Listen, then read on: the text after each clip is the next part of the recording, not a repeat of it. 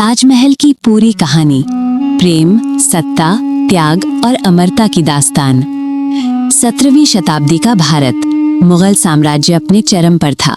दिल्ली और आगरा सत्ता के केंद्र थे। चारों ओर समृद्धि थी, सोना, चांदी, मसाले, रेशम और कला।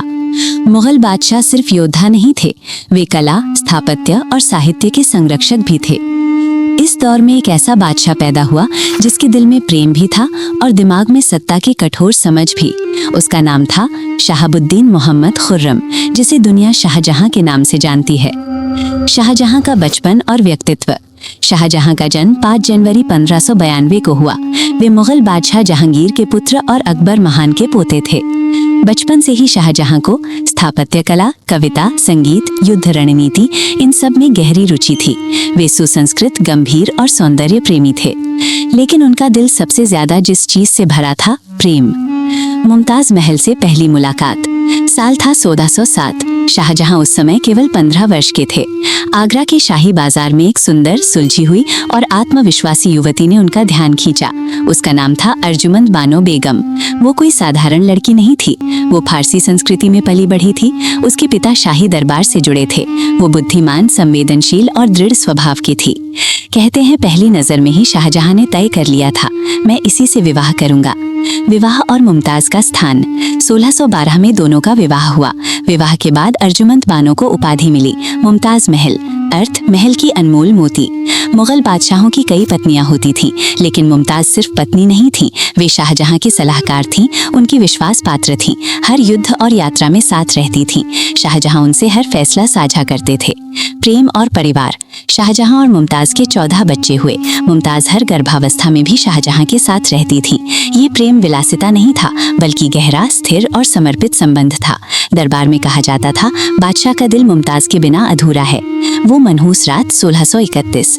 साल 1631। मुगल सेना दक्षिण भारत के अभियान पर थी। मुमताज गर्भवती थी अपने 14वें बच्चे के साथ। युद्ध शिविर में बुरहानपुर में एक रात प्रसव पीड़ा शुरू हुई। घंटों संघर्ष के बाद बच्चा जीवित पैदा हुआ, लेकिन मुमताज की हालत बिगड़ती चली गई। सुबह होते होते मुमताज महल ने अंतिम सांस ली। शाहजहां का टूट जाना। जब शाहजहां को यह खबर मिली, वे पूरी तरह टूट गए। इतिहासकार लिखते हैं, उन्होंने कई दिनों तक किसी से बात नहीं की, भोजन छोड़ दिया, उनके बाल कुछ ही महीनों में सफेद हो गए। उन्होंने मुमताज के शव के पास बैठकर कहा, मैं तुम्हारे लिए ऐसा मकबरा बनवाऊंगा जिसे दुनिया सदियों तक याद रखे। ताजमहल बनाने का संकल्प। शाहजहां ने तय किया, ये सिर्फ कब्र नहीं होगी, ये प्रेम की अमर निशानी होगी। यमुना नदी के किनारे आगरा में एक विशाल मकबरे की योजना बनी। निर्माण की शुरुआत 1632 ईस्वी। ताजमहल का निर्माण शुरू हुआ। 20,000 से अधिक कारीगर, भारत, फारस, तुर्की, समरकंद से कलाकार। 22 वर्षों तक लगातार काम। सफेद संगमरमर राजस्थान के मकराना से लाया गया।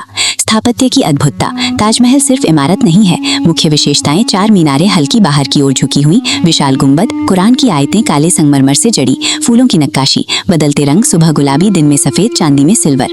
बाग और प्रतीक। 4 बाग शैली, स्वर्ग का प्रतीक, 4 नहरें, जीवन की धाराएं। पूरा परिसर परफेक्ट सिमेट्री पर आधारित है। मुमताज की असली कब्र। जो कब्र पर्यटक देखते हैं वो केनोटाफ यानी प्रतीकात्मक कब्र है। असली कब्र नीचे एक गुप्त कक्ष में है। शाहजहां का पतन। जीवन ने फिर करवट ली। उनका बेटा औरंगजेब, सत्ता का भूखा, कठोर शासक। औरंगजेब ने शाहजहां को आगरा किले में कैद कर दिया। आखिरी दिन। शाहजहां के कमरे की खिड़की से ताजमहल दिखाई देता था। वे रोज घंटों तक मुमताज की याद में उसे देखते रहते। मृत्यु और मिलन। 1666 ईस्वी। शाहजहां का निधन हुआ। उन्हें मुमताज के पास ताजमहल में दफन किया गया। यही एकमात्र चीज है जो ताजमहल की सिमेट्री तोड़ती है, शाहजहां की कब्र। ताजमहल आज ताजमहल, प्रेम का प्रतीक, विश्व धरोहर, भारत की पहचान, लेकिन सबसे बढ़कर एक टूटे हुए दिल की अमर पुकार। निष्कर्ष। ताजमहल ये नहीं कहता कि प्रेम कभी मरता नहीं, वो ये कहता है, अगर प्रेम सच्चा हो तो इंसान पत्थरों में भी जान डाल सकता है।